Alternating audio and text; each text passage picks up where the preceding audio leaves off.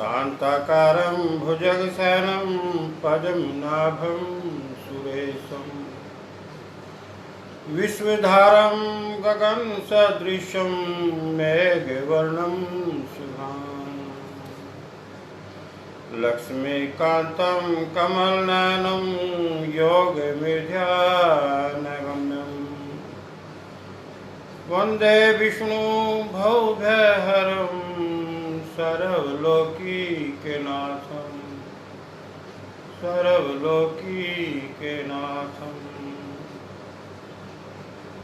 बोलो सच्चिदानंद घन भगवान की जय। बोलो परम पिता परमात्मा सच्चिदानंद भगवान की जय।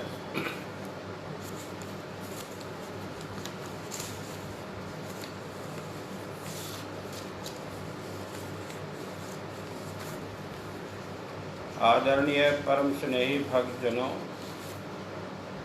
सादर प्रणाम।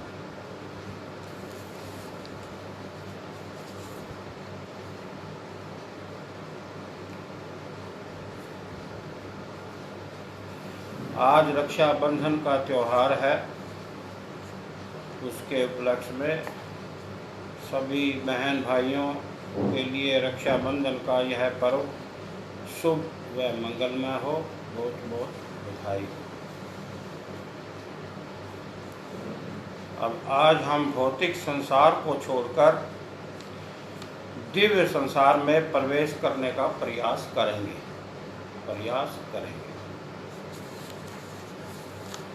जैसा कि हम सब जानते हैं, भगवान एक दिव्य अनुभूति है।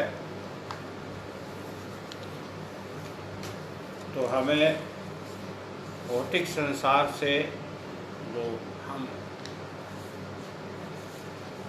अंदर की ओर प्रवेश करेंगे तो दिव्य अनुभूतियां हमें अनुभव होंगी। और आज हम कोशिश करेंगे कि दिव्य अनुभवों का एक बहुत सुंदर रंग महल है।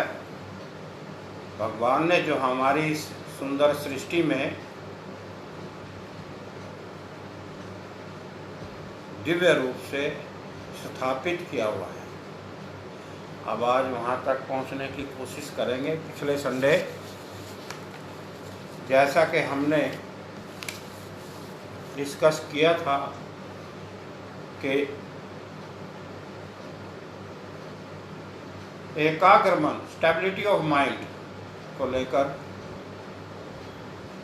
कई संडे से हम प्रयास करते आ रहे हैं। थोड़ा सा उस पर प्रकाश डालते हैं कि शुरू में जन्म से ही जीव अपने माता पिता परिवार से संस्कार ग्रहण करता है, अच्छे संस्कार मिलते हैं। फिर उसके बाद जैसे कुछ युवा अवस्था आती है, सत्संग अटेंड करता है। सत्संग से भी सात्विक विचार ग्रहण करते हैं। सत्संग का असर हमारे दैनिक जीवन पर जरूर पड़ता है। कहते हैं भी जैसी संगत वैसी शोभा। उसके बाद हमने पतंजलि योग के अंदर जो अष्टांग योग का जिक्र है, यम नियम आसन प्राणायाम प्रत्याहार धारणा ध्यान समाधि, उनके ऊपर डिस्कशन करते आए। फिर उसके बाद ये सृष्टि क्या है। सृष्टि जड़ और चेतन, दो तत्वों के मेल से प्रकृति और पुरुष, दो तत्वों के मेल से प्रकृति 5 तत्वों से बनी। आकाश, वायु, जल, अग्नि, पृथ्वी। और आत्म तत्व, चेतन तत्व 7। तो मन, बुद्धि और ज्ञान और अहम भाव, ये प्रकृति के तत्वों का भावात्मक गुण है। तो इन सब से विमुख होकर के, भौतिक संसार से विमुख होकर के, भौतिक संसार से अपने मन को हटा करके और मन को एकाग्र करते करते करते हमें अंतर्मुखी होना पड़ेगा। एकाग्र मन होने पर हमें एक स्थिर मन, स्टेबल माइंड की अवस्था जब आ जाएगी तो इसे स्थिर प्रज्ञ कहते हैं।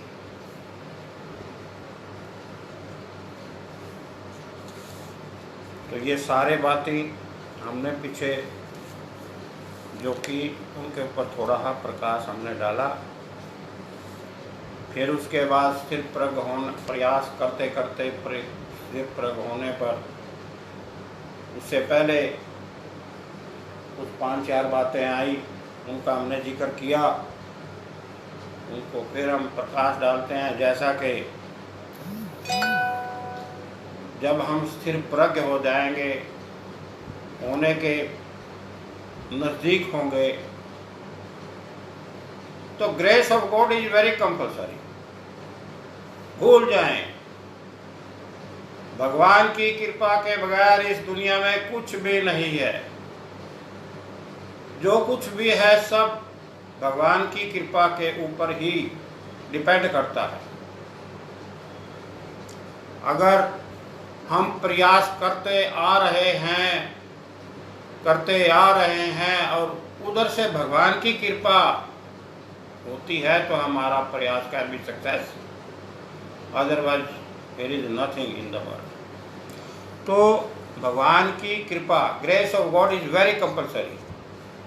ये हम ऑलरेडी जिक्र करते आ ही रहे हैं, सबको पता है इस बात का कि भगवान की कृपा के बगैर कुछ नहीं। ये भगवान ही है जो हमारे अंदर बैठा है तत्व रूप में और आपके सामने हमें बुलाने का प्रयास करवा रहे हैं। बोलो बोलो कुछ। तो ये भगवान की कृपा है, अगर ये नहीं तो कुछ भी नहीं।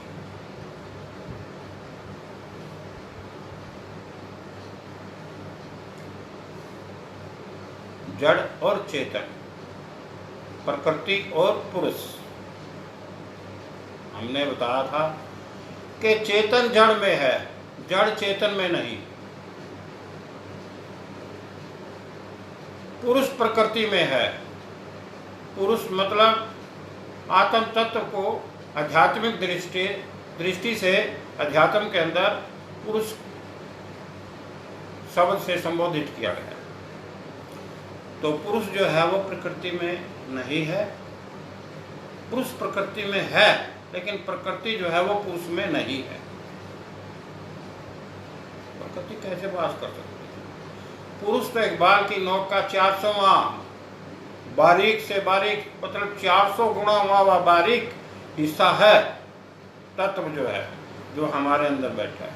केवल मन की आंखें ही उसे अवलोकन कर सकती है प्रभु की कृपा से। अगर भगवान हम पर कृपा करे, अपनी दिव्य दृष्टि दे, तो हम दिव्य दृष्टि से प्रभु की कृपा पाकर दृष्टा को अवलोकन कर सकते हैं। ठीक। तो जब भगवान की कृपा हो जाएगी तो सबसे पहले हमने बताया कि दिव्य लाइट ऊपर से आएगी। जैसे सर्कस की लाइट होती है, देखा आपने, वो सर्कस की लाइट एक लंबी लाइट ऐसे घूमती है। तो भगवान ऊपर से ही कृपा करेंगे अपने सत्यखंड सत्य धाम से, और वो लाइट एक बार आपको जरूर, अगर कृपा करेंगे भगवान, तो आपके अनुभव में आएगी। फिर हमने बताया कि अनहद नाद, गाँव धूली, ये जो गौ धूली का टाइम होता है 6 बजे के करीब, 5:30-6 बजे के करीब। आप देखो गांव में या एग्रीकल्चर लैंड, जहां मतलब ऐसे टाइम में वो एक झींगे के आकार के जीव होते हैं, कॉर्डियल जिन्हें बोलते हैं, वो गूंजने लगते हैं। वो इतनी तेज आवाज से हमारे अंदर अनहद नाद जिसे बोलते हैं, आध्यात्मिक दृष्टि से हमारे हिंदुइज्म के अंदर हमारे ऋषि मुनियों ने उनको जिसे अनहद नाद का नाम दिया है।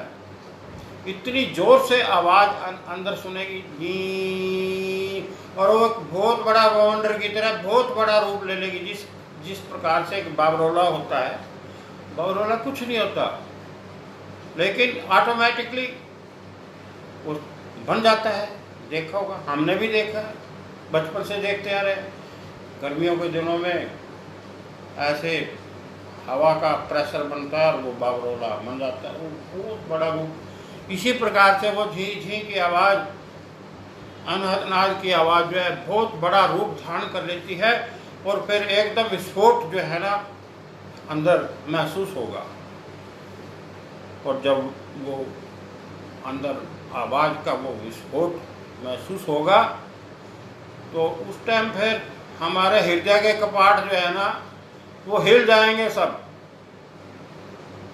दिल की धड़कन हिल जाएगी। यहाँ पर रूहानी सत्संग चल रहा है और अनुभव के आधार पर ये सारी बातें हो रही है। तो ये दिल की धड़कन बहुत ही तेज गति से, अब यहाँ पर भगवान की कृपा की जरूरत है, या तो जीव अप या जीव डाउन। बहुत कठिन है डगर पन घट की। तो एक हृदय के कपाट जब खुलते हैं, बहुत जबरदस्त विस्फोट होता है अनहद नाद के बाद, और फिर उसके बाद फिर अनन्य भक्ति करते हुए, लॉन्ग प्रैक्टिस ऑफ योगा करते हुए, गहरा ध्यान योग लगाते हुए फिर भगत जो है ना फिर चलता है। जैसे मिर्ग कस्तूरी के चक्कर में घूमता रहता है, उसी प्रकार भगवान के जो भगत होते हैं वो दृढ़ निश्चय करके और सेल्फ कॉन्फिडेंस, आत्मविश्वास लेकर के तत्व के दर्शन करने हैं। तो एक विस्फोट होता है बहुत जबरदस्त, उससे क्रॉस कर कास्ट सिद्धि का नंबर आता है। साल 2 साल के बाद 82-83 में 1982-83 में कास्ट सिद्धि, मतलब ये शरीर हमारा लकड़ के समान हो जाता है बैठे बैठे ध्यान में। और ये श्वास जो है ना हमारा एक चींटी के बच्चे जितना, ये बहुत कम, बहुत बारीक श्वास रह जाता है। बड़े ध्यान से इसकी स्पीड भी बहुत लो हो जाती है, बहुत छोटा रह जाता है, न्यूबॉर्न बेबी की तरह। जैसे चिड़िया का न्यूबॉर्न बेबी होता है, उसको जितने सांस की जरूरत है उतना सांस हमारा रह जाता है, शब्द भी छूट जाता है। और जैसे धोबी कपड़े को निचोड़ता है, भक्ति करते हुए, भक्ति के द्वारा इस शरीर रूपी कपड़े को कास्ट सिद्धि के अंदर लक्कड़ के रूप में ऐसे निचोड़ देता है। और जब ऐसे निचोड़ता है ये शरीर, तो हमारे तलवे में से सब निचोड़ने के बाद हमारा जो ये अंदर तलवा है, इस पे काग बोलते हैं जिसे, शिवलिंग जैसा, उस शिवलिंग के ऊपर एक रस की बूंद टपकती है जिसे अमृत रसपान बोलते हैं।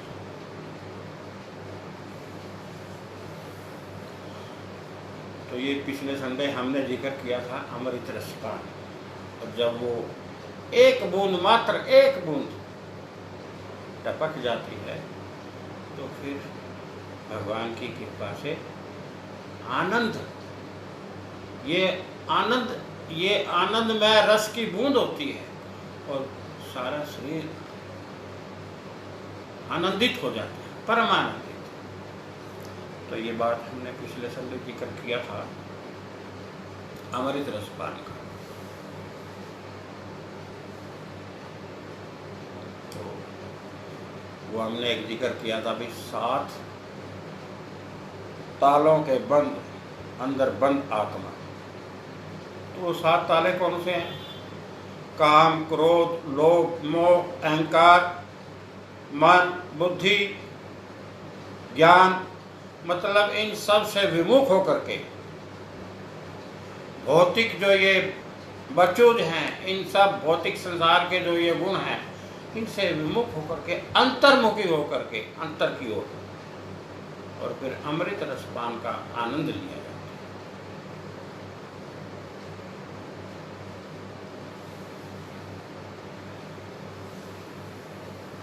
है। यही अमृत रसपान, यही भक्ति है। जब आप यहाँ पर शब्द को भी छोड़ दोगे, स्थिर प्रज्ञ हो जाओगे और न्यू बॉर्न बेबी की तरह आपका श्वास जो है ना बहुत सूक्ष्म हो जाएगा, तो आप स्थिर प्रज्ञ हो जाएंगे। और जब आप स्थिर प्रज्ञ हो जाओगे, अमृत रसपान कर लोगे, यही ब्रह्म ज्ञान है। परम पिता परमात्मा ने, सच्चिदानंद भगवान ने, ब्रह्मा जी ने जो हमें आध्यात्म दृष्टि से जो ज्ञान दिया है, वो इस तरह से चल करके यहाँ पहुँचना है और अमृत रसपान करना है, जिससे आप एक अध्यात्म में पहला कदम आप रख सकते हो। अमृत रसपान करने के बाद, स्टेबल ऑफ माइंड होने के बाद, स्थिर प्रज्ञ होने के बाद आप एक भक्ति का आपके अंदर शुरुआत हो सकती है। एडमिशन आपको दिव्य पाठशाला में मिल सकता है। लेकिन 84, 65,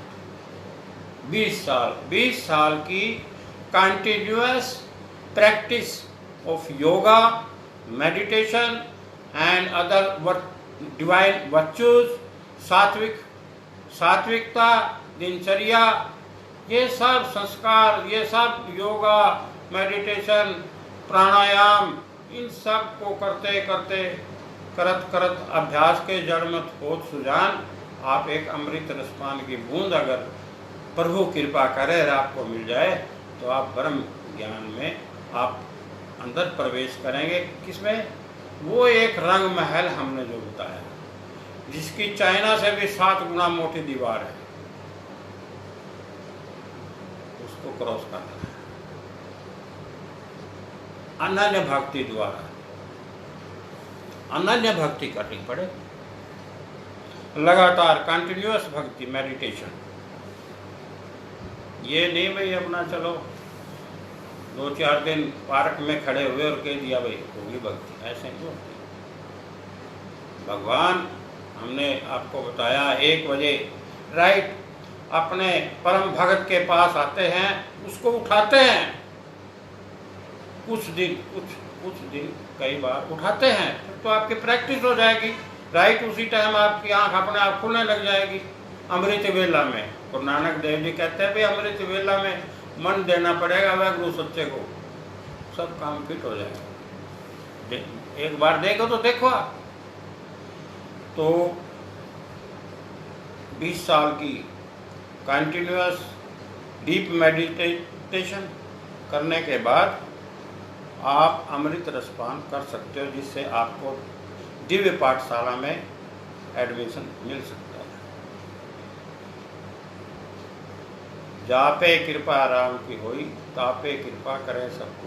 और जब भगवान की कृपा आपके ऊपर हो जाएगी, अमृत रसपान से आनंदित हो जाओगे, तो बाकी कृपाएं तो फिर ऑटोमेटिकली आपके पास अपने आप ही दौड़नी शुरू हो जाएंगी, क्योंकि आपके पास तो अब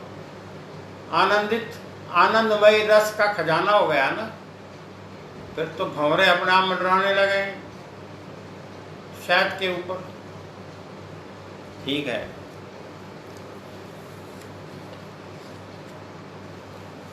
हमने जिक्र किया था कि 30 साल से यहाँ करनाल शहर में हम कैलेंडर के ऊपर एक लाइन लिखते हैं जो इस अध्यात्म का मोरल है, सारांश और moral of the spirituality. Calendar,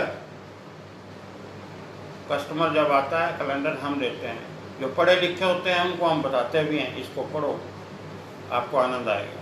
अनपढ़ को तो, जो मेरे जैसे अनपढ़ हैं उनको तो मैं क्या बताऊँ, जो पढ़े लिखे होते हैं उनको कई बार चल जाता है। क्या? True worship of God. भगवान की सच्ची पूजा कैसे करें? ऐसे नहीं होती कि यहाँ से लेके वहाँ तक लाइन लगा दी, 200 किस्म के खाने बना के रख दिए और आवाजें लगा रहे हैं, अरे उसको बुला लो, वो तो रह गया, वो फूफा तो रह गया, मामा तो रह गया। उन सबको ऐसे रिश्तेदारों को बुलाते हैं, कभी और लोग खा लें भी, कम से कम अपने रिश्तेदारों में तो बांटे। बुढ़ी उठा लो जल्दी करो, नहीं तो फिर ये बट जाएगा।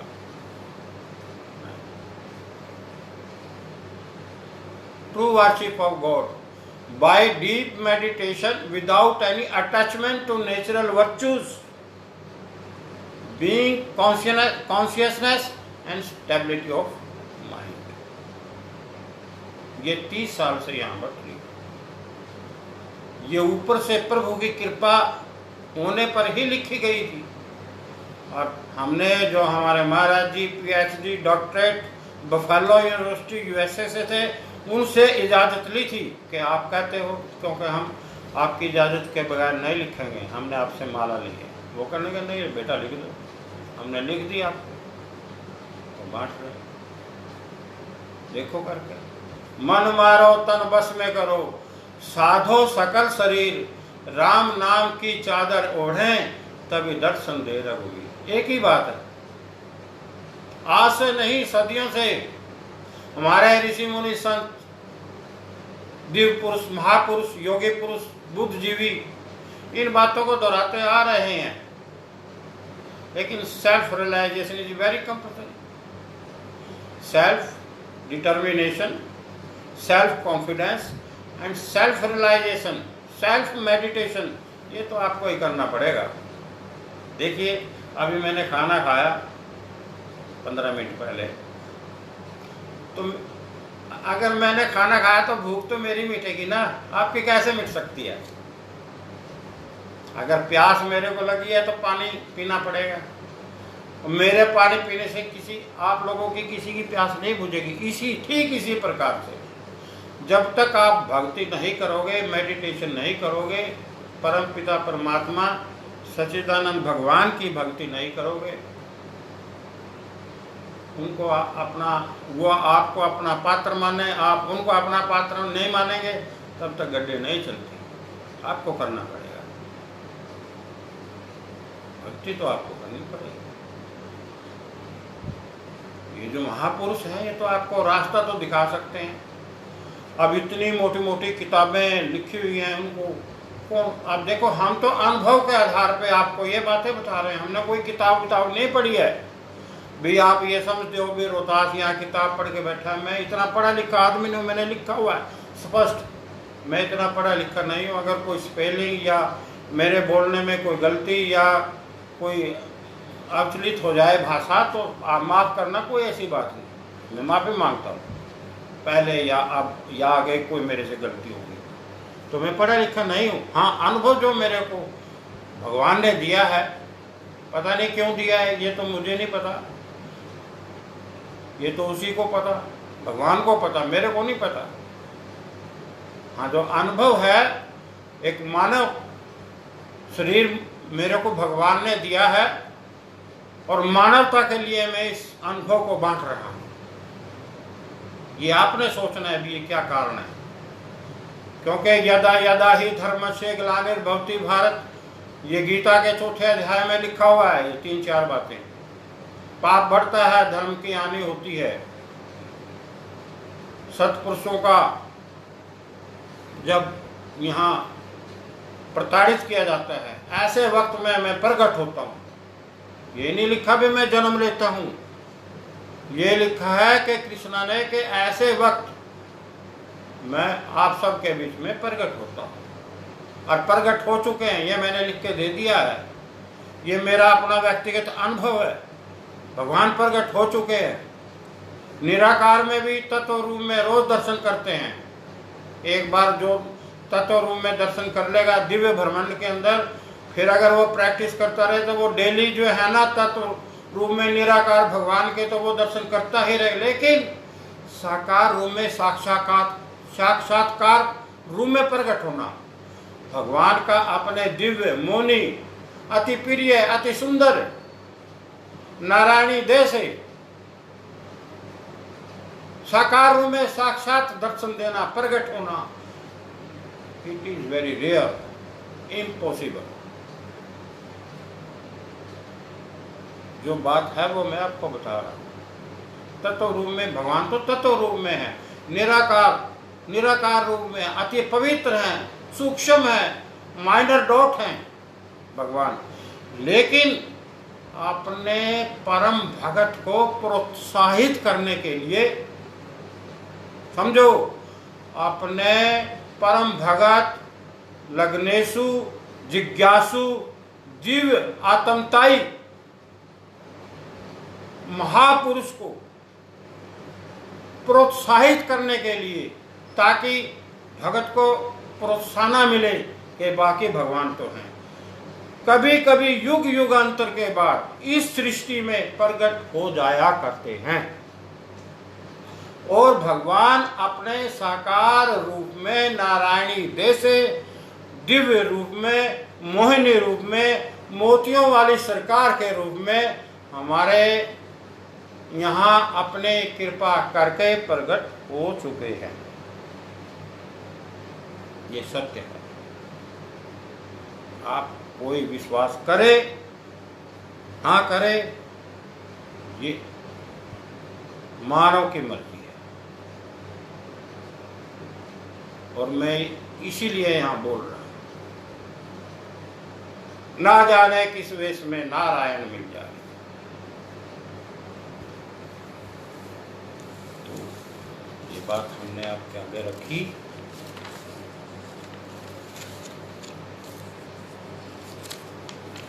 ये तो आप देखो,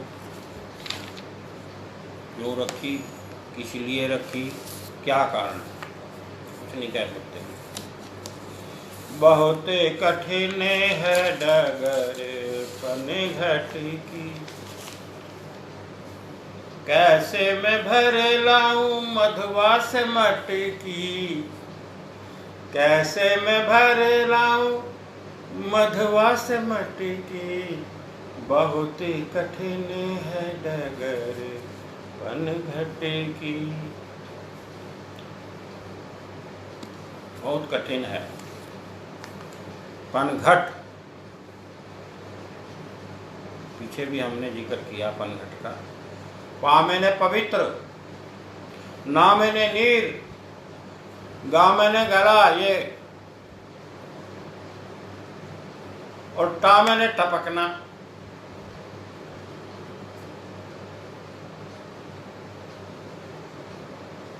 द्वापर से आ रही है ये बात, शायद उससे पहले भी हो। जो पवित्र नीर गले में से टपकता है वही अमृत रसपान है, वही अमृत रसपान। इसलिए इसको पनघट। सभी ने जो है ना, गोपनियों ने, गोप ने, उद्धव ने, कृष्णा, ये सब के सब स्थिर प्रज्ञ थे, ब्रह्म ज्ञानी थे, परम ज्ञानी थे, आत्मज्ञानी थे, और ये सब पनघट का जिक्र करते आ रहे हैं। और पनघट का हमने बताया, पा मैंने पवित्र, ना मैंने नीर, गा मैंने गला यहाँ, और टा मैंने टपकना। जो पवित्र नीर गले में टपकता है ऊपर से, पनघट, ये पनघट यहाँ है। हमारा जो पनघट है आध्यात्मिक पुरुषों का, ये पनघट है। और इसमें एक बूंद के लिए बेचारे सदियों से तरसते आ रहे हैं, एक बूंद के लिए। इतना भाग्यवान है वो महापुरुष जिनको उस नीर का रसपान हो जाए।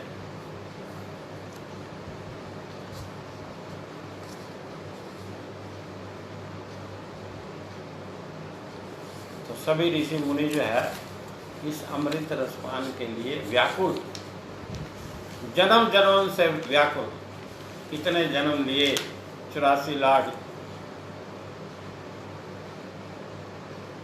और ऐसे जीव भी हैं जो बस इसी जन्म में एक जन्म लेते हैं, उसी में अमृत रसपान कर लेते हैं, अपनी सीट बुक कर लेते हैं और फिर आपके यहाँ परोठे खाने शुरू कर देते हैं। बहुत कठिन है डगर पन घटी की, बहुत कठिन है डगर पन घट की, है जी, बहुत कठिन है।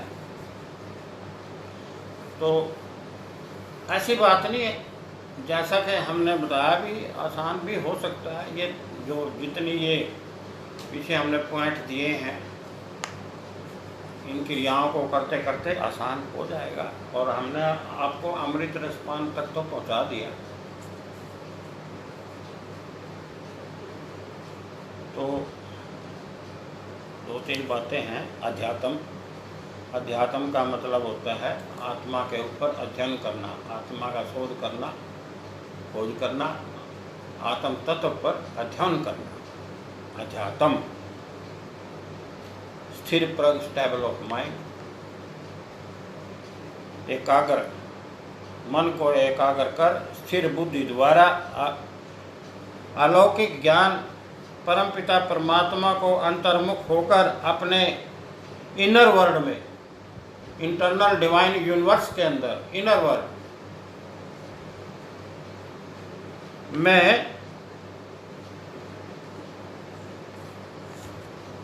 आत्म तत्व को जानना, अनुभव करना,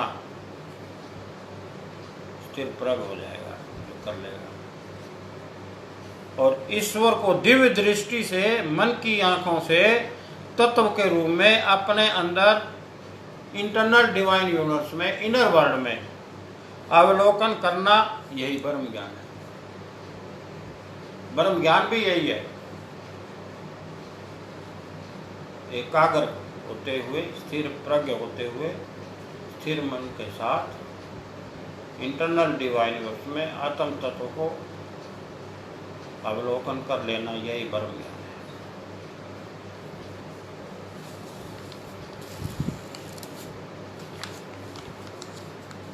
तो ये स्थिर प्रज्ञ के लक्षण है। और स्थिर प्रज्ञ ही ब्रह्म ज्ञानी हो सकता है।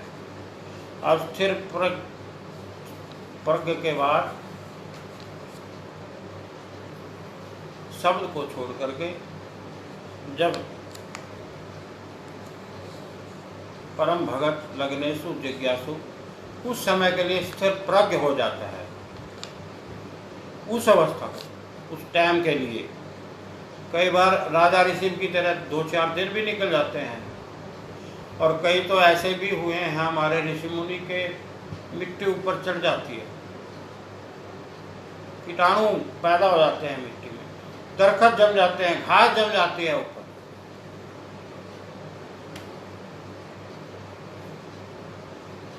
भगवान है। तो इस अवस्था को बोलते हैं स्थित प्रज्ञ। पहले था स्थिर मन, फिर स्थिर प्रज्ञ ब्रह्म ज्ञान, फिर स्थित प्रज्ञ परम ज्ञान। और स्थित प्रज्ञ होकर के तत्व से लीन हो गया, तत्व मैं हो गया, राम मैं हो गया। स्थित प्रज्ञ।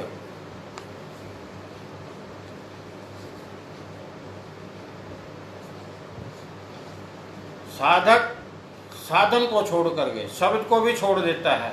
साधक साधन को छोड़कर साध्य की प्राप्ति कर लेता है, साध्य से योग कर लेता है, तत्व से योग कर लेता है। इस स्थिति को स्थित प्रज्ञ परम ज्ञानी बोलते हैं। एक क्वेश्चन मेरे पास आया था कि ब्रह्म ज्ञान, परम ज्ञान क्या होता है, ये मां बताएंगे। कोई बात नहीं, बताएगा जब बताएंगे। यही परम ज्ञान है।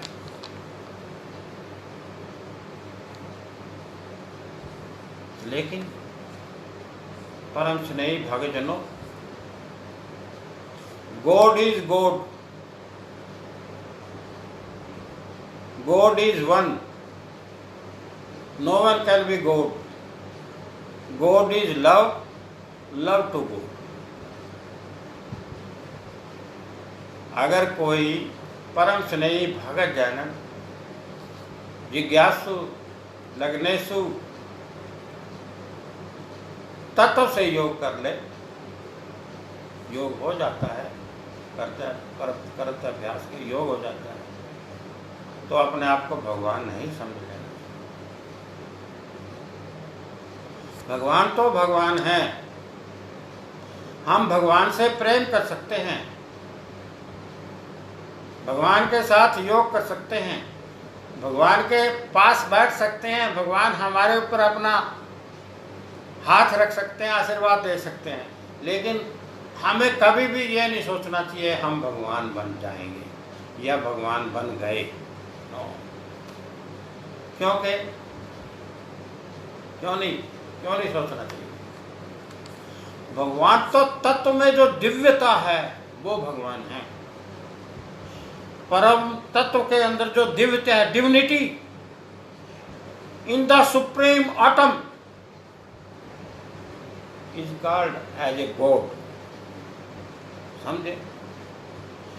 परम तत्व, सुप्रीम तत्व के अंदर डिविनिटी, दिव्यता, केवल एक ही तत्व के अंदर जो सुप्रीम तत्व है, परम तत्व है, उसके अंदर दिव्यता होती है और किसी भी तत्व में दिव्यता आपको नहीं मिलेगी।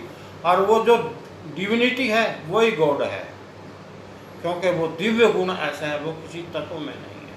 सभी गुण हैं, मिल जाएंगे आपको, लेकिन डिविनिटी नहीं मिलेगी। और फिर भगवान क्या है? ये भगवान नहीं है। भगवान तो अपनी सत्ता पर, दिव्य अक्षांश अंश पर स्थिर है। वो कभी यहाँ इस वर्ल्ड में नहीं आते, इस सृष्टि में नहीं आते।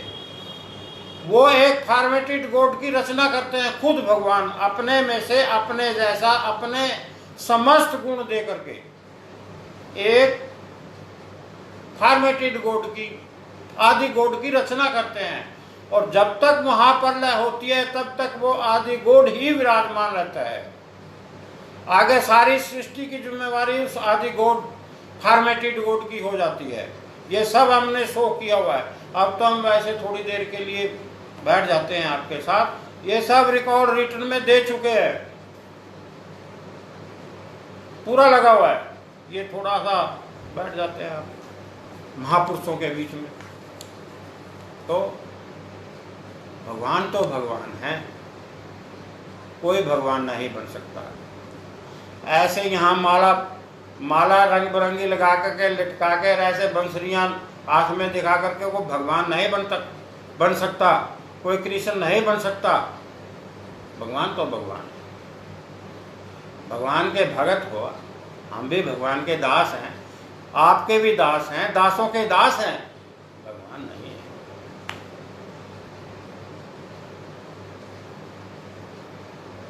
ये एक बहुत समझने का विषय है। यहाँ मार खा जाते हैं कई लोग, अपने आप को डुगडुगी बजाने लग जाते हैं, भगवान समझने लग जाते हैं, मैं मार खा जाते हैं। तो जाने जान है अंतर्यामी, उसे सब पता है यहाँ कितने भगवान हो चुके हैं इस धरती पर। जब भगवान की तादाद ज़्यादा हो जाती है तो अपीयर, और अब भगवान अपनी नारायणी देह से, बहुत सुंदर देह से प्रकट हो चुके हैं। उन्हें पता है अभी बंसरी बजैया नीरे पैदा हो चुके हैं। बहुत ही कठिन है डगर बन घटी की, यही परम ज्ञान है जो ये रूहानी सत्संग है। मेरे आसपास इधर बहुत रूहें घूम रही हैं। दिव्य नेत्र अगर किसी के पास है तो अवलोकन कर सकता है। ऐसे जैसे उदगलो समुद्र के पानी में से ऐसे ऐसे छलांगे लगाता है, यहाँ बैठ के पीछे से छलांगे लगाते हैं, ऐसे प्रकाश रूप में। ये कृपा है, भगवान की कृपा है। ये देखो कैसे बरस रही है। हमारे को तो अनुभव हो रही है, हमें भगवान की कृपा है। यहाँ भगवान बैठे हैं इधर उधर कहीं, अपना प्रकाश डाल रहे हैं। ये उन्हीं की कृपा जो हम बोल रहे हैं, वही बुला रहे हैं, ऐसे बोलो। और हमने रिक्वेस्ट कर रखी है, महाराज कुछ ऐसे हिसाब से अंदर से शब्द निकलें भी आपका जो ये दास है गलत नहीं। तो बहुत कठिन है डगर पन घट की।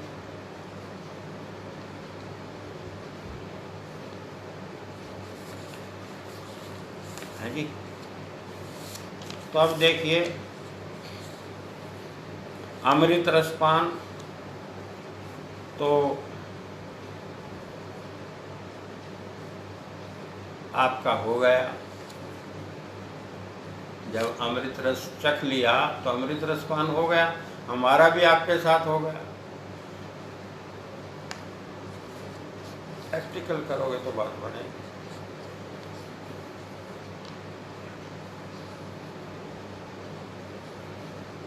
स्थिर अवस्था को भी पा लिया, भक्ति आपकी हो गई। यहाँ तक सब सरल अवस्था है। अब अगर आगे बढ़ना है, गहरा ध्यान योग लगाना है और परम तत्व में स्थित होना चाहते हैं तो स्थित प्रज्ञ होना पड़ेगा।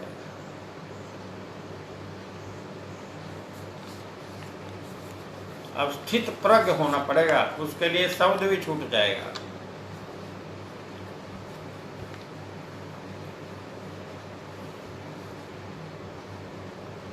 तो स्थिर प्रज्ञ जो है अवस्था में 5% कॉन्शियसनेस रहती है और स्थित प्रज्ञ जो है उसमें 10% कॉन्शियस, मतलब बहुत मामूली ना मात्र की कॉन्शियसनेस रहती तो है 10% के हिसाब से। तो जब स्थित प्रज्ञ हो जाओगे तो फिर आप परम ज्ञानी हो जाओगे। उसके लिए तो फिर पता क्या करना पड़ेगा, मिटा दे अपनी हस्ती को अगर कुछ मर्तबा चाहे। गाली, मिटा दे अपनी हस्ती को अगर कुछ मर्तबा चाहे कि दाना खाक में मिलकर गुलो गुलजार होता है।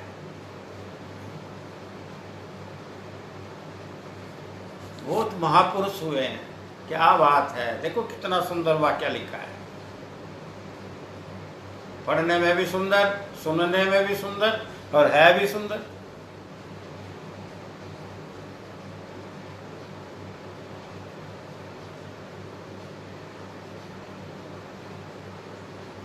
है भी सच, होशी भी सच और रहेगा भी सच। सतनाम श्री वाहिगुरु। मिटा दे अपनी हस्ती को अगर कुछ मर्तबा चाहे कि दाना खाक में मिलकर गुलो गुलजार होता है। एक दाना, बारीक दाना, बड़का दरख्त होता है ना, बड़का दरख्त, उसका दाना राई के दाने जितना बहुत बारीक होता है, उसको धो देते हैं, वैसे भी पैदा हो जाते हैं। ये जानवर खाते हैं, उसके बरबट्टे कहीं इधर उधर वो बीट कर देते हैं, इनमें भी पैदा हो जाते हैं। बड़के दरख्त की आयु 500 साल, हजार साल होती है। अभी यहाँ कुरुक्षेत्र में भी खड़ा है ब्रह्म सरोवर में 500 साल का एक बहुत बड़ा खड़ा, बहुत बड़ा।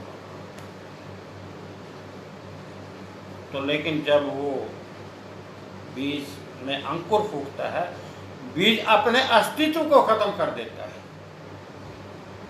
और फिर वो जो बीज था उसका अस्तित्व खत्म और नया पौधा तैयार हो गया।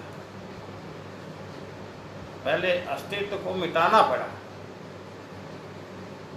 तो इसी प्रकार से जो भगवान के जो भगत हैं, गहरा ध्यान योग करते करते स्थिर प्रज्ञ होकर अपने आप को मिटा देते हैं। श्वास क्रिया जो है, मैंने बताया, as a new born baby of sparrow, एक चिड़िया का जो बच्चा पैदा होता है उसका सांस देखो कितना बड़ा होता है, वो ये सांस की स्पीड हमारी उतनी रह जाएगी, ब्रीथ, और उस सांस के अंदर शब्द भी नहीं रहेगा, नहीं, बस ये पता है कि हम बैठे हैं। वो भी एक .10% नॉलेज है कहाँ हम बैठे। ये स्थिर प्रज्ञ की स्थिति है, मिटाना पड़ेगा। और फिर आपका साधक का साधन छोड़ करके साध्य से योग हो जाएगा। और फिर जैसे कि सभी सरिताएं इधर उधर से जितनी भी हैं वो जब समुद्र में मिलती हैं तो वो अपने अस्तित्व को मिटा देती हैं, फिर उनका अपना अस्तित्व कोई नहीं है। फिर आप समुद्र में से अगर एक बूंद भी लोगे तो वो सरिता की बूंद नहीं, आपने समुद्र की एक बूंद ली है। फिर आप जो परम तत्व से जब आपका योग हो जाएगा तो परम तत्व के सभी गुण जो हैं वो आप में अवतरित हो जाएंगे। और जब वो दोबारा से आपके तत्व यहाँ आकर के हृदय में विराजमान होगा, फिर अब दिव्य गुणों को लेकर के आगे दिव्य अनुभूतियां आपकी शुरू हो जाएंगी।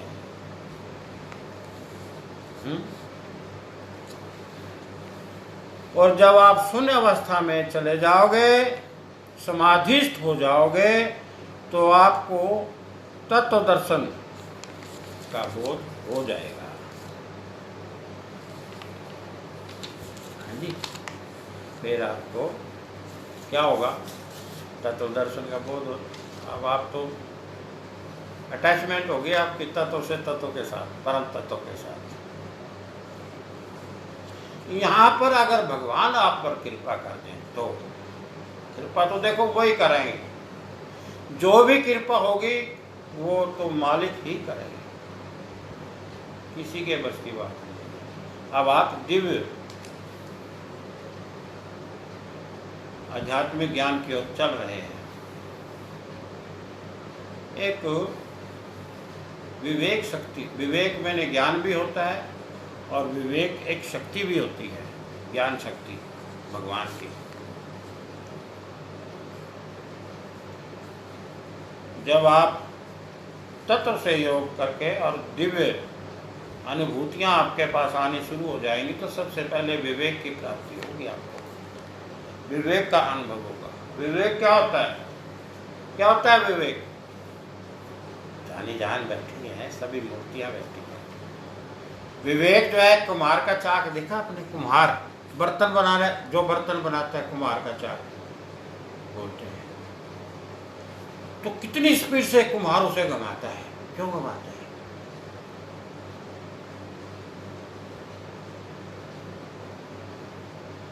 जब विवेक शक्ति भगवान अपने परम भगत को, लग्नेशु को, जिज्ञासु को विवेक शक्ति प्रदान कर देते हैं तो वो स्टैंड हो जाते हैं, फिर गिरेंगे नहीं आप। पानी का गिलास अगर आप ऐसे करोगे सारा पानी नीचे गिर जाएगा, गिरेगा। अगर पानी को ऐसे घुमा के देखो, पानी डाल के गिलास में, कभी गिरा पानी? नहीं गिरेगा। विवेक शक्ति, जब भगवान आपको विवेक शक्ति कुमार की चाक की तरह आपके चारों तरफ कवच का काम करेगी, बहुत स्पीड से घूमेगी एज ए ब्लैक होल, तो आपकी जो दिव्य गुण है, दिव्यता जो आपके अंदर तत्व से मिलने पर जो दिव्यता आपके अंदर आई है, दिव्य गुण अवतरित हुए हैं, विवेक शक्ति द्वारा वो स्टैंड रहेंगे।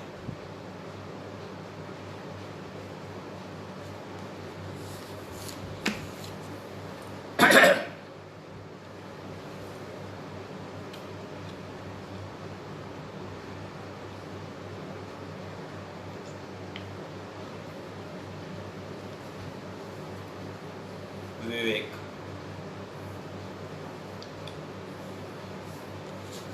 बहुत कठिन है डगर पर। आप देखिए,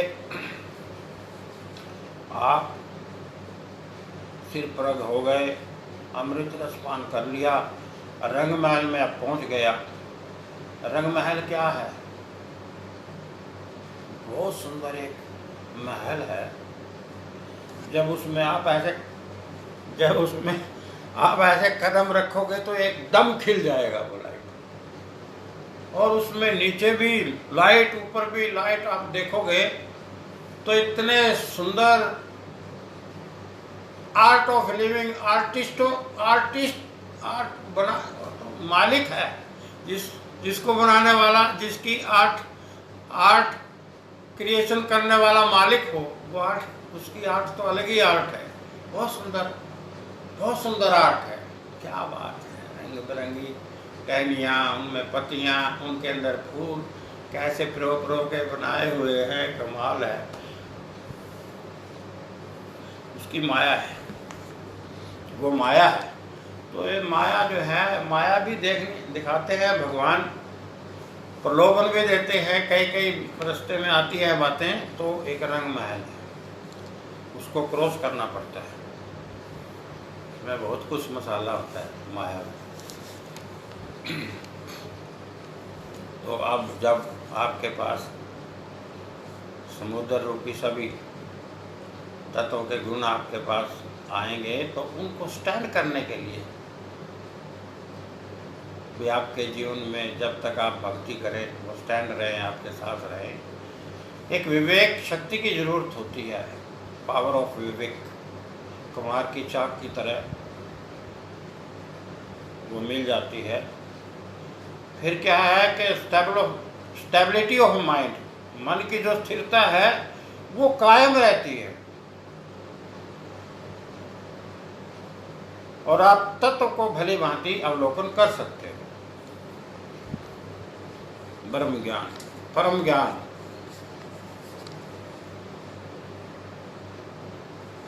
तो जो बाह्य शक्ति है वो विवेक शक्ति द्वारा भौतिक संसार बाहर रहेगा, अंदर दाखिल नहीं होगा, क्योंकि अब आपके चारों तरफ विवेक शक्ति, विवेक पावर काम कर रही है, और आप एक आध मिनट के अंदर जो है ना स्टेबल हो जाएगा आपका मन, और आप सीधे तत्व को जो है ना करोगे, डन करोगे। ये तो भगवान की कृपा है, आप भगवान के दास हैं, आप भगवान के भगत हैं, परम स्नेही लग्नेशु हैं, अनन्य भक्ति करते हुए आ रहे हैं, अपने आप को समर्पित किया हुआ है। We should surrender to God inside completely.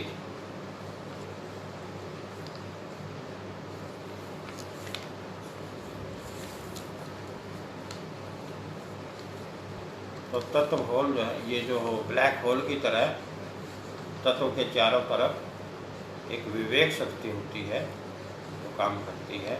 जैसे कमार का चाक घूमता है, इसी तरह से घूमता है। एक हमने वीडियो भी लगा रखी है, उस पर भी लिखा हुआ है विवेकी पुरुष रोहतास, वो विवेक शक्ति हमने वहाँ दिखाई हुई है।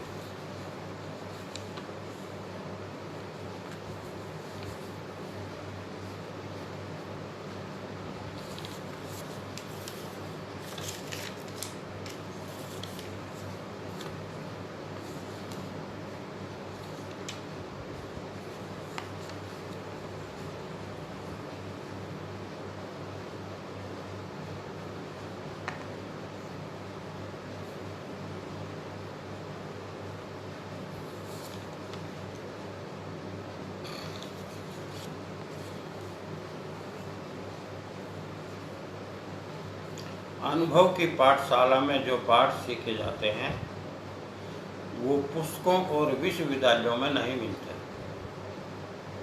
नहीं मिले।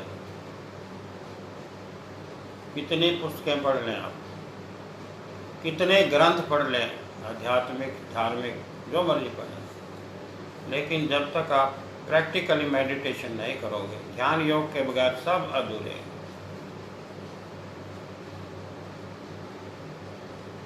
आपने किसी चीज़ को पढ़ा, विश्वास कैसे करें? मैं इतना 2 महीने से बोल रहा हूँ, जब तक आपको अनुभव नहीं होगा, यार पता नहीं है कहाँ से पढ़ के आता है, कौन विश्वास करेगा? लेकिन हम विश्वास करने के लिए आपको बोल रहे हैं, विश्वास करना पड़ेगा। हम प्रैक्टिकली, थ्योरिकली, ज्योमेट्रिकली डायग्रामेटिकली, वीडियोकली, हर तरह से आपको दर्शा रहे हैं। वो जो कृपा मालिक की हो रही है, वो कृपा आप तक पहुंचाने की कोशिश कर रहे हैं। हमारे जो महापुरुष हैं, क्योंकि उनकी प्रैक्टिस है कथावाचक, और जो हमारे ऋषि शंकराचार्य, उनको बहुत प्रैक्टिस है, पढ़े लिखे हैं, विद्वान हैं, विदुषी हैं, तो वो आपके आगे रखेंगे इस नॉलेज को। रखते भी हैं, मैं देखता हूँ, ऐसी बात नहीं, रखते हैं। और जो कोई बात इधर हमारी तरफ से जाएगी वो भी रखेंगे। तो हम अनुभव के आधार पर बोल रहे हैं। यहाँ कोई किताबी ज्ञान नहीं है मेरे पास, मैं अनुभव प्रैक्टिकल दे के बोल रहा हूँ, प्रैक्टिकली। हाँ, वीडियो पहले लगे हुई हैं सब इंटरनेट पे।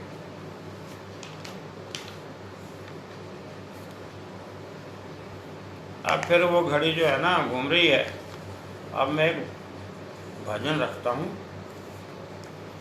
स्थिर प्रज्ञ की बात चल रही है हमारी, तो आज तो मैं इसको करूँगा पूरा, है जी। ये स्थिर प्रज्ञ की बात जो चल रही है, तो स्थिर प्रज्ञ की ओर अब आते हैं। अब हम आपको द्वापर की ओर लेकर चलते हैं। जो हम स्थिर प्रज्ञ की बात करते आ रहे हैं, तो अब आपको हम द्वापर की ओर लेकर चलते हैं। क्या है द्वापर में? कि द्वापर में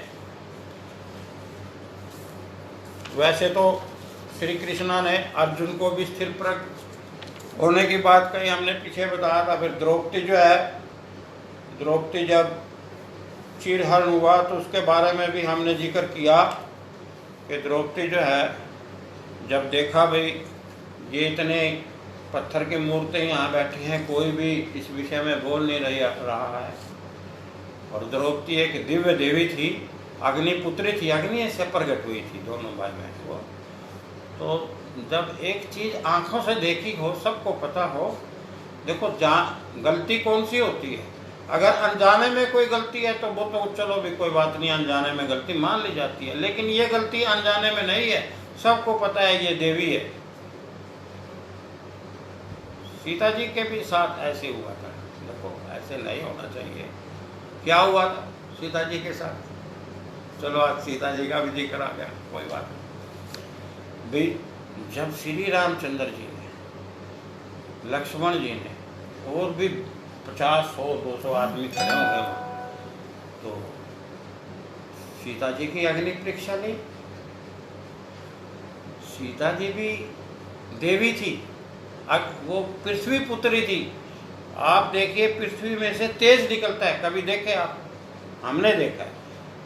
वैसे भी जैसे आप देखोगे, ये जो महीना गया पीछे गर्मी का, आप जब सड़क पे गाड़ी चलाते हो तो गाड़ी के सामने कुछ आध किलोमीटर या 2-4 फर्लांग पे आपको ऐसे गर्मी, पृथ्वी में से गर्मी निकलती हुई ऊपर को जाती हुई नजर आएगी। देख लेना आप कभी, फिर देख लेना।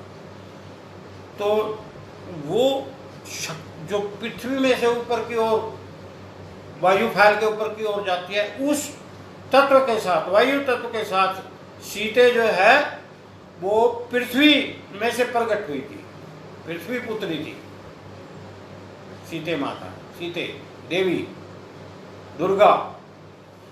तो लंका से जब आए तो आकर के वो उन्होंने अग्नि परीक्षा ली उसकी, सीता जी ने अग्नि परीक्षा दी। लेकिन अग्नि परीक्षा लेने के बावजूद भी एक तुच्छ प्राणी के कहने से,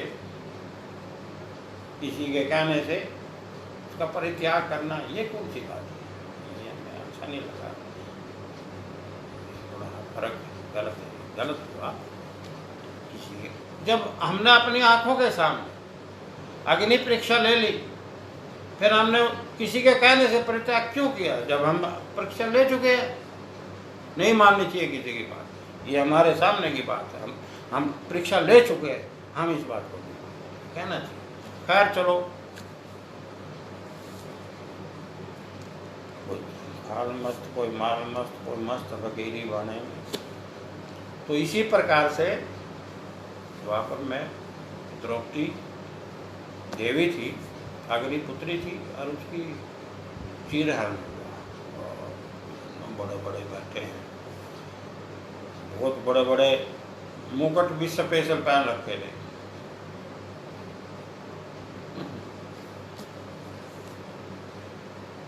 देखो, अहम भाव बहुत खराब होते हैं।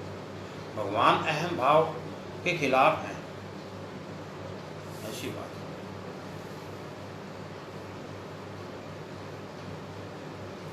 तो स्थिर प्रज्ञ की बात चल रही है। उस टाइम में द्रौपदी जी स्थिर प्रज्ञ हो गई। जब उन्होंने देख कोई चारा नहीं चला, कोई आदमी, कोई भी उनमें से कोई मूर्त नहीं बोली। बोले भी कैसे, मूर्त है ना, मतलब की मूर्त। एक आदमी के सब एक आदमी से डरे हुए थे। कौन था वो? दुर्योधन। जो वो कहता ठीक है। और इतने बड़े बड़े महापुरुष योद्धा सब, किसी की हिम्मत नहीं ये कहने के लिए क्या कह रहा है, क्या कर रहा है। होनहार भावी प्रबल कहत बिलक मुनिनाथ, जीवन मरण लाभ हानि यश अपयश विधियात। होनहार भावी, जो होना है वो तो होके रहेगा। विधाता की रचना है, किसी के बस की बात है। तो जब वो स्थिर प्रज्ञ हुई और स्थिर प्रज्ञ होकर हरि को याद किया कि हरि आओ और मेरी लाज बचाओ, तो श्री कृष्णा एकदम प्रकट हो गए और द्रौपदी की लाज बचाई। क्योंकि एक बार शिशुपाल वध के समय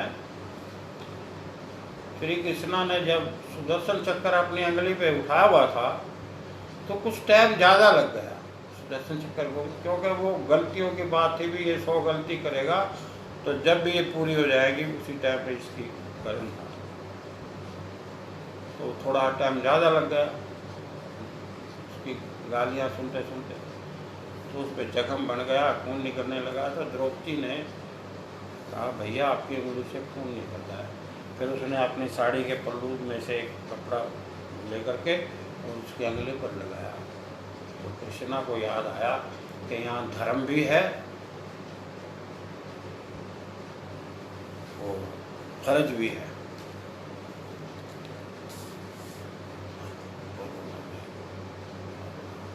द्रौपदी का चीर जो है अपनी दिव्य शक्ति से भगवान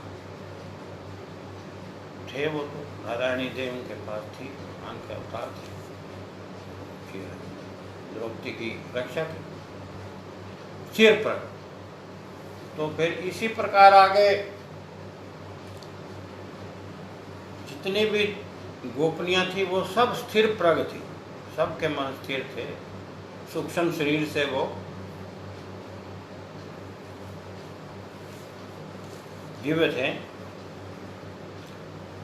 और उद्धव जो थे वो श्री कृष्ण के खास पार्षद थे, नज़दीकी थे, वो भी स्थिर प्रज्ञ थे, ब्रह्म ज्ञानी थे, राजा जनक की तरह दिव्य पुरुष थे, महापुरुष थे, परम ज्ञानी थे,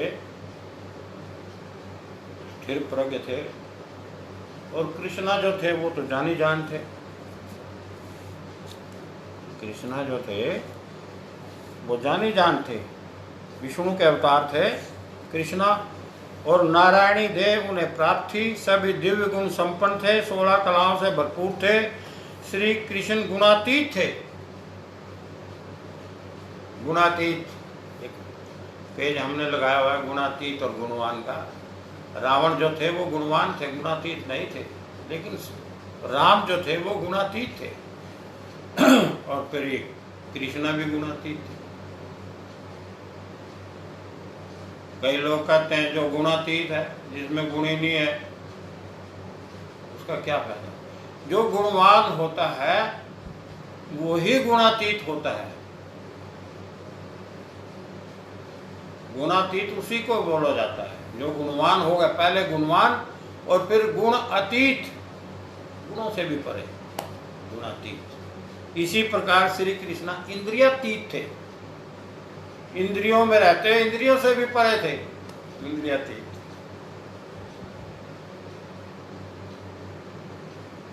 तो श्री कृष्ण तो अंतर्यामी थे, उद्धव ब्रह्म ज्ञानी थे, परम ज्ञानी थे, स्थिर प्रज्ञ थे। गोपनियां भी स्थिर प्रज्ञ थी, देवियां थी, देव कन्याएं थी, ऋषि मुनियों की संतान थी, संस्कार सब में भरे हुए थे। तो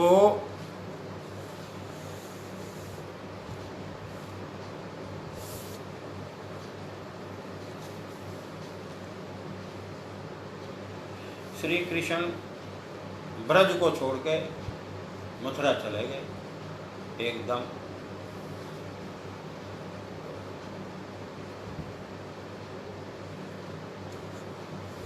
जब मथुरा चले गए तो कुछ दिनों के बाद कृष्ण को मथुरा की, अपना ब्रज की याद आई। ब्रज की याद आई क्योंकि नंद बाबा घर तो कृष्णा का वहीं था ब्रज में। माँ की भी याद आई, यशोदा मैया की याद आई, और गोपनियों की याद आई, ग्वाल बाल थे उनकी याद आई। तो एक दिन उद्धव उनके पास आ गए। तो उद्धव जब, बात तो और भी है लेकिन फिर वो टाइम जो है ना, वो देखो घड़ी तो जाली आज हम थोड़ा करते हैं इसको आगे। तो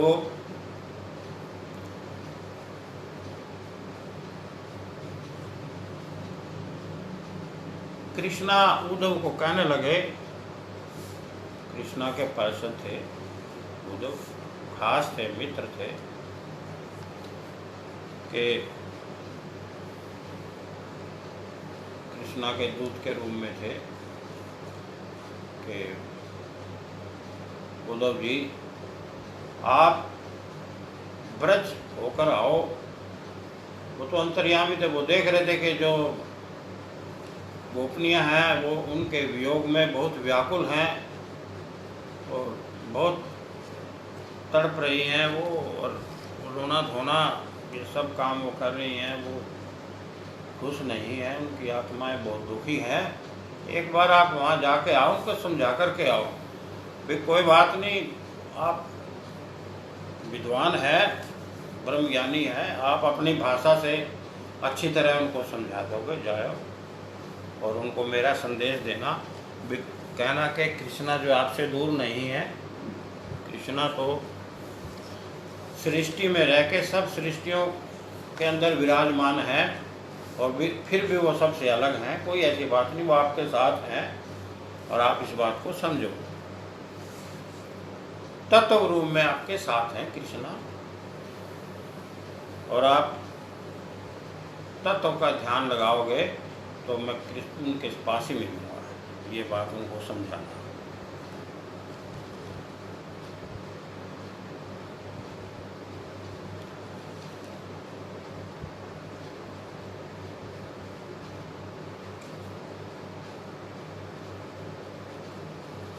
तो एक बार शरद पुण्यों की रात थी और सभी गोपनियाँ अपने सूक्ष्म शरीर से, और कृष्णा रास लीला सारी रात उन्होंने की, और रास लीला बहुत आनंद सभी को आया। और एकदम कृष्णा जो है, कृष्णा को मथुरा जाना पड़ा। मथुरा जाकर के कंसवध किया उन्होंने, या और जो भी ऐसी बातें जो करनी थी इस काम कार्य के लिए, वो उन्होंने परम अवतार धारण किया हुआ था, वो कार्य उन्होंने किए।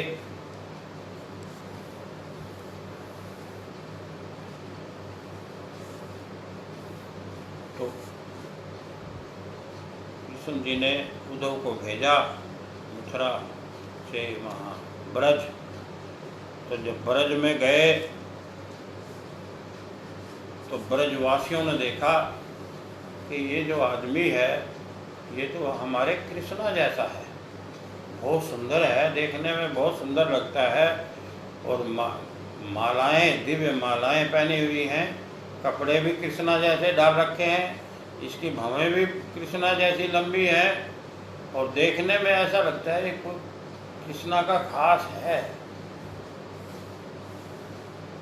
तो उसके नज़दीक जाकर जब पता किया, वो कहने लगा भी ठीक है, मैं कृष्णा का संदेश लेके आया हूँ,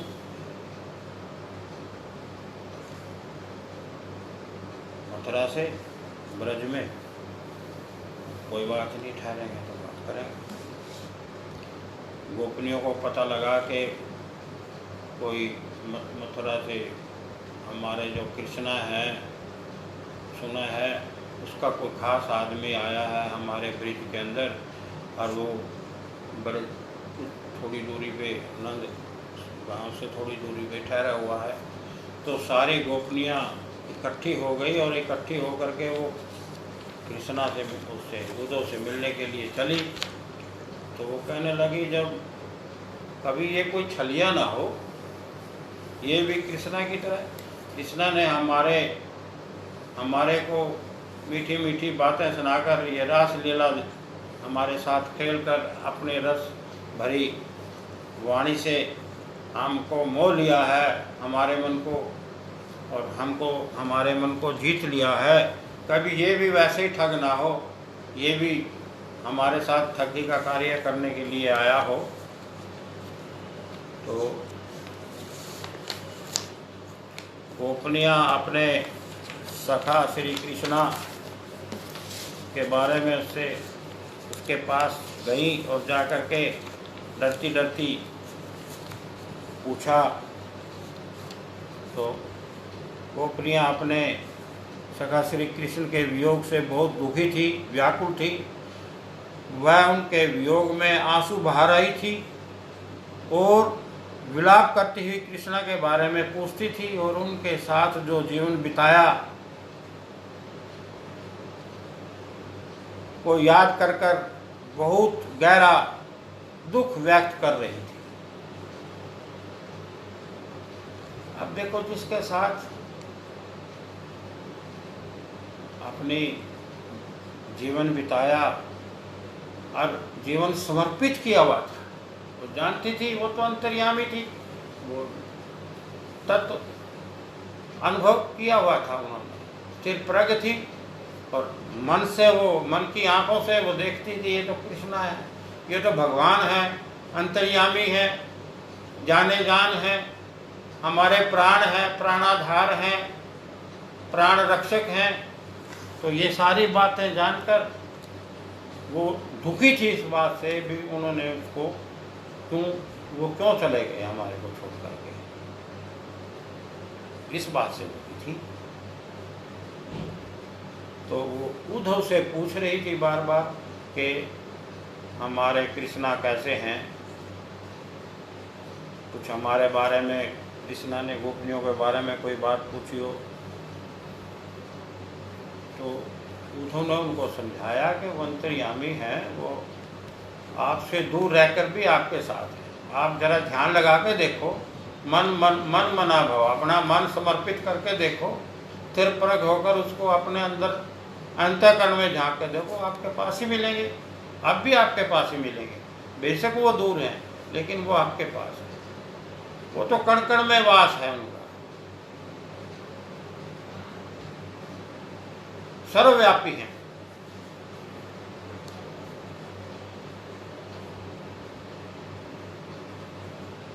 माधव को समझाने पर कि हमारे बात सुनो गोपनिया, उसे भी ताना देने की तो बहुत वैसा ही छलिया कपटी धोखेबाज होगा, वो भी, तुम भी ऐसे धोखेबाज होगा जैसे वो था। हम अपने परिवार, बच्चों को, घर बार को छोड़ करके उसके साथ रहती,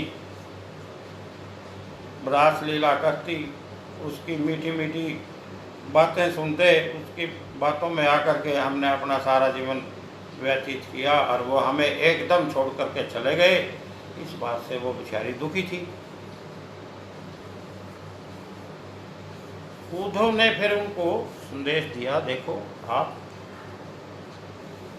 ऐसी बात नहीं, आप, उद्धव ने उन्हें समझाया कि मधुसूदन जो हैं, श्री कृष्णा ने कहा कि दूर रह कर भी वो जो अंतर्यामी हैं, आप ध्यान लगाओ, ध्यान लगाएंगे, उन्हें और भी ज़्यादा आनंद आपको और आनंद आएगा। उन्होंने ये संदेश भेजा कि आप दूर रहकर ध्यान लगाओगे तो आपका ध्यान और भी ज़्यादा सुंदर लगेगा और आपको और ज़्यादा आनंद आएगा।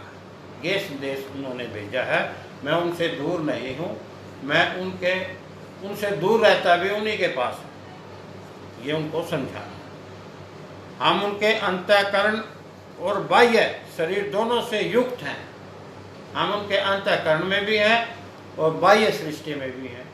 हम दोनों तरह से उनके पास हैं, दूर नहीं है। वो ध्यान लगा के देखें, उनको बहुत आनंद आएगा। अतः श्री कृष्णा अंतर्यामी व आत्मा में और प्राकृतिक में दोनों तरह से, प्रकृति में भी और आत्मा में भी, आत्म तत्व में भी, दोनों तरह से हमेशा हमेशा उनके साथ हैं, दूर नहीं है।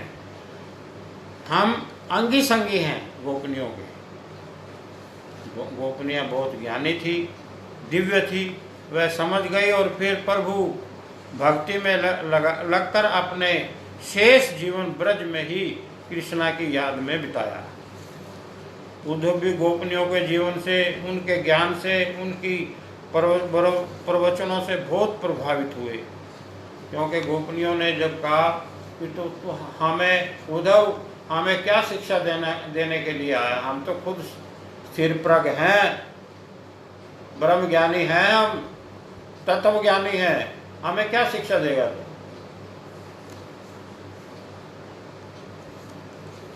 और उद्धव ने जो है वो कहने लगा, मैं तो आपकी बातें सुन के आपके ज्ञान से बहुत प्रभावित हुआ हूँ, धन्य हो गया हूँ, और मैं तो भगवान से प्रार्थना करता हूँ कि अगला जो जीवन है मेरा वो भी यही ब्रज में देना, ताकि मैं फूल लता पत्ते बन करके, झाड़ी बन करके मैं यहाँ पर उगूँ और आप इन गोपनियों के चरण धूल से पवित्र हो सकते।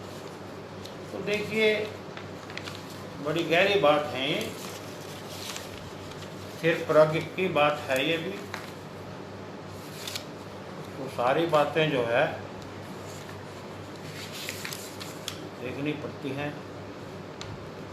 गोपनियाँ कहते हैं कि हम अपने बच्चे, पति, परिवार सबको छोड़ करके आपके साथ यहाँ सर्द पुण्यों के दिन आपके साथ रास लीलाएँ करती आए हैं, और कृष्ण ने तो एकदम हमें छोड़ दिया। वो तो ठीक बात है भी, उन्होंने, हमें पता है हम ब्रजवासियों की भलाई के लिए कुछ पुण्य काम किए होंगे, कोई पुण्य कार्य वहाँ पर जाकर किए, कंस का वध किया और अन्य जो दुष्ट पापी थे उनका वध किया, उससे हम सब ब्रजवासी भी और अन्य मथुरावासी भी, गोपनियाँ भी, गोप भी सब सुखी होंगे। सभी जीव यहाँ पर जो है ना आनंद महसूस कर रहे हैं। ये तो ठीक है, उन्होंने भलाई का कार्य किया, लेकिन हम क्या करें जो हमें छोड़ करके वो चले गए? हम इस वियोग, उनके वियोग को सह नहीं सकते। लेकिन पहले भी उन्होंने, वो गोपनियाँ जो है ना वो कह रही है वो छलिया है, वो कपटी है, वो करता है ये काम, पहले भी उसने किए हैं। द्वापर त्रेता में जब वो उदाहरण दे के कह रही है कि त्रेता में जब राम बनकर आया तो बाली को छिप कर मारा था, और फिर जब कामवश स्वरूप नखा के पास आई तो उसकी नाक कान का काट कर उसको कुरूप कर दिया। इसी प्रकार वामन अवतार में ब्राह्मण के घर जन्म लेकर राजा बलि को वर्णापास में बांधकर पाताल लोक में डाल दिया। तो वो करता यही काम है। गोपनिया कह रही वो यही काम करता है, छल कपट से काम लेता है। वो हमारे को भी उसने छल कपट किया है, फिर भी हम सब कोई भी उसे भुला नहीं सकती, चाहे वो कैसे ही है, कोई बात नहीं। उसने अच्छे काम भी किए हैं, भलाई के काम भी किए हैं, और हमारे साथ हमने भी आनंद लिया है उनके साथ रह करके। कैसे भी हम भुला नहीं सकते कि हम हर जन्म में उस श्री कृष्ण का साथ अपने साथ देखना चाहते हैं, चाहे वो कैसे भी है। इतना प्रेम गोपनियों का उनके प्रति था। और ना ही हम कुछ कर सकती। हम तो अपने आप को समर्पित कर चुकी हैं। हमारा मन तो उन्हीं के पास पड़ा है। हम तो बस उसकी मीठी मीठी बातों में आकर, जिस प्रकार से मृग जो होता है, मृग कस्तूरी के चक्कर में और मृग कस्तूरी के चक्कर में घूमता रहता है, और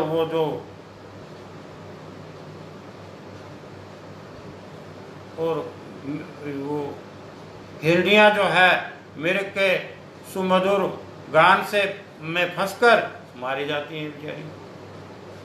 इसी प्रकार यह दशा हमारी है। अब हम मजबूर हैं, हम वहाँ जा भी नहीं सकती और भूल भी नहीं सकती। और फिर वो तो विष्णु भगवान के अवतार हैं, और लक्ष्मी जो है, लक्ष्मी जी उनके पास हैं। आप उनको गोपनीयों की क्या जरूरत है? हमारी जरूरत नहीं है। वो तो लक्ष्मी माता की जेल छाया में है, उनसे दूर नहीं होना चाहते। तो उद्धव समझाते हैं कि नहीं, ऐसी कोई बात नहीं, वो आपके साथ ही। अब देखिए, अब हम एक छोटा सा भजन रखते हैं। भजन चलता है, भजन छोटा सा भजन है। ये अक्सर गाते हैं, कथावाचक भी गाते हैं और बड़ा सुंदर मीठी वाणी से गाते हैं। देखो, हम तो वैसे थोड़ा सा, चलो भी हम भी गा देते हैं। ये तो प्रेम की बात है ऊधो, ये तो प्रेम की बात है ऊधो, बंदगी तेरे बस की नहीं है। गोपनिया उधो को समझा रही है, ये उधो, ये तो प्रेम की बात है, तेरे बस की बात नहीं है। हम नहीं कृष्णा को बुला सकते। हम तो अपना दिल दे चुके हैं, मन दे चुके हैं, अपनी आत्मा भी उनको समर्पित कर चुके हैं। तो तू क्या करेगा? तू हमें क्या समझाएगा? कुछ नहीं है अब हमारे पास। अब हमारा जो कुछ भी है कृष्णा के पास है। अब आगे कृष्णा की मर्जी है। ये तो प्रेम की बात है ऊधो, बंदगी तेरे बस की नहीं है। यहाँ सर्द के होते हैं सौदे, आस की इतनी सस्ती नहीं है। सर दे के होते हैं सौदे, ये शरीर ही समर्पित कर रखा है। हम अपना घर बार, पति, बच्चे सबको छोड़ करके कृष्ण को समर्पित हैं। ऐसे नहीं हम, हमारे आंसू देखो आप। ये तो प्रेम की बात है ऊधो, बंदगी तेरे बस की नहीं है। यहाँ सर्द के होते हैं सौदे, आस की इतनी सस्ती नहीं है। ये तो प्रेम की बात है ऊधो। प्रेम वालों ने कब वक्त पूछा, उनकी पूजा में सुन ले ऐ ऊधो। प्रेम वालों ने कब वक्त पूछा, उनकी पूजा में सुन ले ऐ ऊधो। यहाँ दम दम में होती है पूजा, सर झुकाने की फुर्सत नहीं है। ये तो प्रेम की बात है ऊधो, बंदगी तेरे बस की नहीं है। ये तो प्रेम की बात है ऊधो। जो असल में है मस्ती में डूबे, उन्हें क्या परवाह जिंदगी की। जो असल में है मस्ती में डूबे, उन्हें क्या परवाह जिंदगी की। जो उतरती है चढ़ती है मस्ती, जो उतरती है चढ़ती है मस्ती, वो हकीकत में मस्ती नहीं है, ये तो प्रेम की बात है ऊधो, बंदगी तेरे बस की नहीं है, ये तो प्रेम की बात है ऊधो। जिसकी नजरों में है श्याम प्यारे, वो तो रहते हैं जग से न्यारे, जिनकी नजरों में है श्याम प्यारे, वो तो रहते हैं जग से न्यारे, जिसकी नजरों में मोहन समाए, जिसकी नजरों में मोहन समाए, वो नजर फिर तरसती नहीं है, ये तो प्रेम की बात है ऊधो, बंदगी तेरे बस की नहीं है, ये तो प्रेम की बात है ऊधो। ये तो प्रेम की बात है। जो मेरे कृष्णा से प्रेम करते हैं, जिन्होंने तन मन धन सब कुछ कृष्ण को समर्पित कर रखा है, और कृष्णा ने जो अपनी कृपा उन पर बरसा रखी है, तो ना तो ये गोपनीय भूल सकती, ना कृष्णा भूल सकते, वो एक दूसरे के हो चुके हैं। तो यहाँ पर उद्धव को गोपनीय कह रही है, और उद्धव भी समझ गया कि गोपनीय जो है ये तो बहुत ऊंचे पदों पर हैं, और ऋषि मुनि कन्याएं हैं, अंतर्यामी है, ये भी दिव्य है। उन्होंने उद्धव को जो ब्रह्म ज्ञान की बातें सुनाई, तो उद्धव ने कानों को हाथ लगा लिया कि ये तो देवियां हैं, मैं कहाँ इनको समझाने के लिए आया, ये तो सब कृष्णा को समर्पित है, और ये तो कृष्णा की सब रूहें हैं जो यहाँ ब्रज में घूम रही हैं। तो देखिए, ये भक्ति की बात है, बहुत जबरदस्त भक्ति इन लोगों ने की हुई। अब एक धुन लगाते हैं बस, बाकी फिर करेंगे, काफ़ी टाइम हो गया, छोटी सी धुन लगा लेते हैं।